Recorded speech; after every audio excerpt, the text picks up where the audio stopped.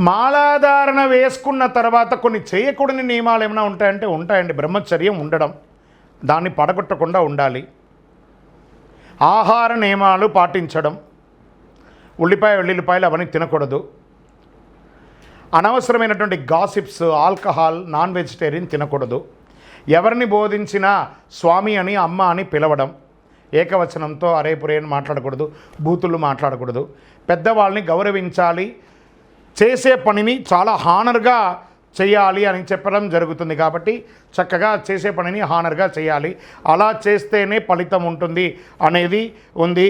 చెయ్యకూడని పని అంటే ఇలా చేసి తల్లిదండ్రుల్ని గౌరవిస్తూ, స్వామివారి నియమ నిబంధనలు పాటిస్తూ, సదా సర్వకాల సర్వావస్థలయందు స్వామివారి యొక్క నామాన్ని జపం చేస్తూ, మనల్ని నమ్మిన వాళ్ళని న్యాయం చేస్తూ ఉంటే అయ్యప్ప ఆనందపడతారు.